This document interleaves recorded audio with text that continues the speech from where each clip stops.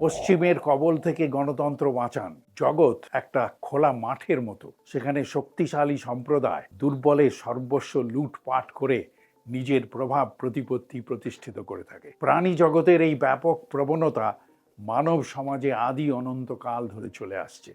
আজকের জগতে চোখ কান খুলে দেখে শুনে বোঝবার চেষ্টা করলে বেশ বোঝা যায় প্রাণী জগতের হিংসাত্মক প্রবণতা আজ শিকড় গেড়েছে সমাজের গভীরে। তফাৎ শুধু এক জায়গায়, আজকে টাই পরা ইংরেজি ভাষী লুটেরার দল বিচ্ছিন্ন আর দুর্বল মানুষের প্রাকৃতিক সম্পদ কেড়ে নেবার তাগিদে তাকে প্রাণে মারবার নিত্য নূতন উন্নততর ফাঁদ ফেঁদে চলেছে। অল্প সময়ে যে সম্প্রদায় যত বেশি মানুষ মারতে পারে, যত বেশি নগর শহর ধ্বংস করতে পারে, যত বেশি অপরের ধন সম্পদ লুটে আনতে পারে, সেই সম্প্রদায়কে তত উন্নত আর সমৃদ্ধ বলে ধরা হয়। লুট তরাজ আর খুন খারাপির এই খেলা ছাড়াও আরও একটা বিধ্বংসী খেলা চালু আছে। সেটা হলো সত্যিকে মিথ্যা আর মিথ্যাকে সত্যি প্রতিপন্ন করে শিকারীকে সাধু আর শিকারকে অপরাধী সাব্যস্ত করার খেলা। ইতিহাসের শুরু থেকে আজ পর্যন্ত এই খেলা চলছে অপ্রতিহত গতিতে। শক্তের হিংসাত্মক লালসা থেকে মুক্তি হয়তো নেই, কিন্তু তার মোকাবিলা করবার উপায় আছে। একটা দৃষ্টান্ত দিয়ে বোঝবার চেষ্টা করা যাক। কোনো ডাকাত দল আমার বাড়িতে হানা দিয়ে সর্বস্ব লুটে নিয়েছে। হানা দেওয়ার পেছনে বাড়ির ভেতরেরই হয়তোবা মদত ছিল। এই রকম পরিস্থিতিতে আমার প্রতিক্রিয়া দুরকম হতে পারে।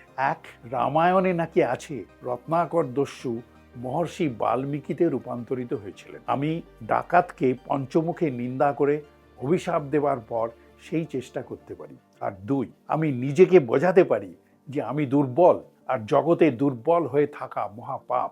সুতরাং ডাকাতের সাথে সমানে সমানে মোকাবিলা করতে হলে যা করা দরকার সেভাবে আমি নিজেকে প্রস্তুত করি।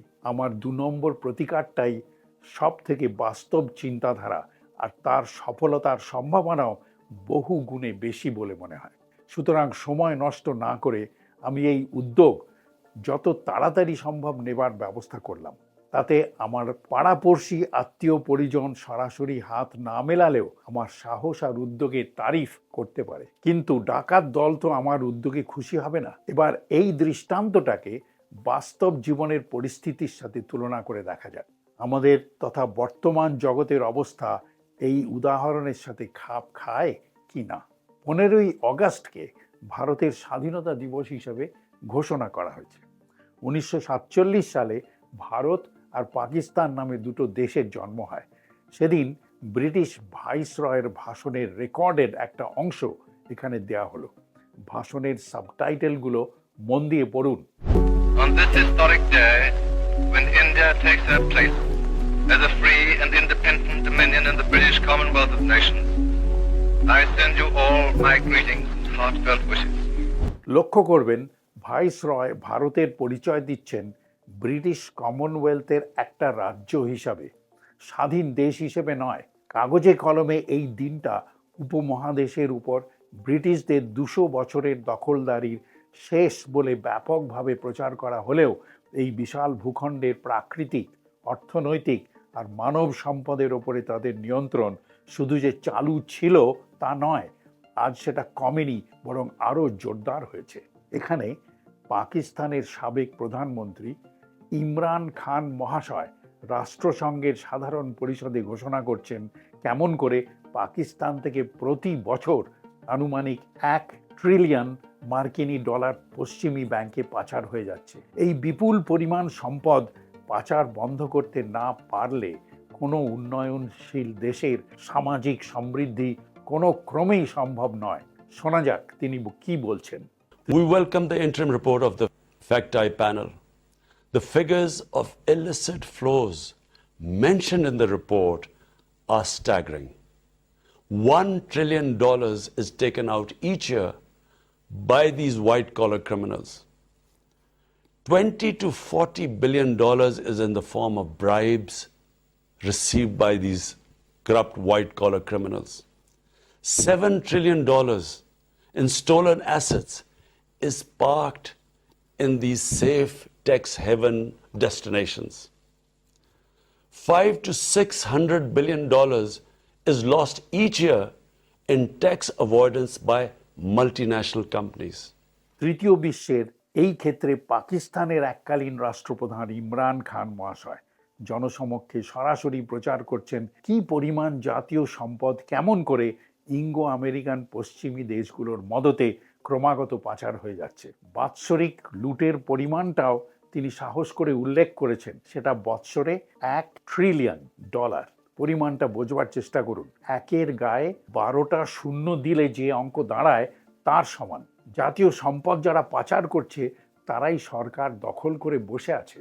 ভারত থেকে বাৎসরিক পাচারের অঙ্কটা সঠিক জানা না গেলেও অনুমান করা যেতে পারে পরিমাণে সেটা উল্লিখিত অঙ্কের থেকে নিশ্চিতভাবে অনেক বেশি। পটভূমিকা তাহলে কি দাঁড়ালো? আপনার আমার সংসার থেকে প্রতি বছর $1 ট্রিলিয়ন আন্দাজ টাকা করি লুটে নিয়ে জমা পড়ছে ইঙ্গো আমেরিকান দেশের ব্যাংকে।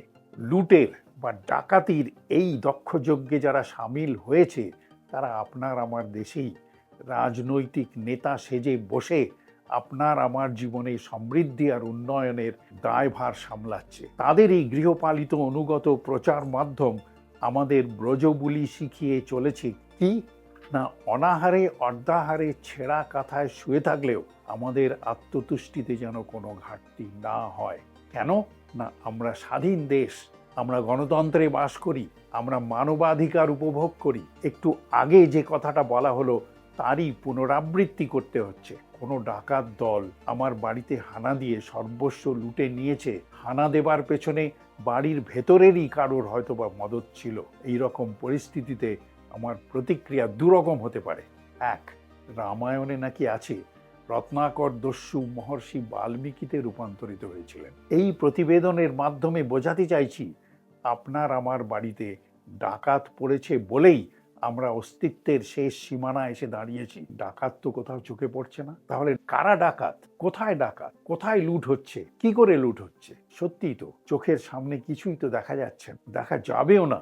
ইমরান খান মহাশয়ের বক্তব্য তো শুনলেন, জেনে রাখুন তিনি এখন হাজতে। এবার জিজ্ঞাসা করুন কেন তিনি হাজতে, কার নির্দেশে তাকে হাজতে রাখা হয়েছে, কেনই বা সে ছাড়া পাচ্ছে না? আপনার আমার নাকের ডগায় দুর্নীতি ঠেকাবার ছুতোয় ঠিক এই একই খেলা চলছে। চোখ মেলে দেখুন। पता है प्रधानमंत्री जी ने क्या कहा? प्रधानमंत्री जी कहते हैं मैं मानता हूं कि केजरीवाल के खिलाफ कोई सबूत नहीं है, मैं मानता हूं कि केजरीवाल के खिलाफ कोई रिकवरी नहीं है, क्योंकि केजरीवाल अनुभवी चोर है। चलो मान लिया मैं अनुभवी चोर हूं, तुम्हारे पास सबूत तो नहीं है, तुम्हारे पास रिकवरी तो नहीं है, तो यूं ही डाल दिया मेरे को जेल में, बिना सबूत के डाल दिया मेरे को जेल में, बिना रिकवरी के डाल दिया जेल में। देश के इतिहास में 75 साल में सबसे ज्यादा बहुमत से आई हुई सरकार है। এই প্রশ্নগুলোর সদুত্তর পেলেই পরিষ্কার বুঝতে পারবেন আপনার আমার ঘরে কারা ডাকাতি করেই চলেছে আর ঘরের ভেতর থেকে কারাই বা এই ডাকাতিতে মদত দিচ্ছে। সময় এসেছে ভেবে দেখুন কেমন করে ঘুরে দাঁড়ানো যায়। ডাকাতদের অভিশাপ দিয়ে, নিন্দা করে, নিজের ভাগ্যকে ধিক্কার দিয়ে, নাকি আমি নিজেকে বোঝাতে পারি যে আমি জেগে ঘুমোচ্ছি, আমি নিজেকে দুর্বল করে তুলেছি, জগতে দুর্বল হয়ে থাকা মহাপাপ। সুতরাং ডাকাতের সাথে সমানে সমানে মোকাবিলা করতে হলে যা করা দরকার সেভাবে আমি নিজেকে প্রস্তুত করি, করতে পারি। মিথ্যা প্রচারের ফাঁদ থেকে নিজেকে মুক্ত করে লেনিনের সুর মিলিয়ে প্রশ্ন করুন কি করিতে হইবে, সিদ্ধান্ত আপনার। নমস্কার, আমার নাম কল্লোল গুহ।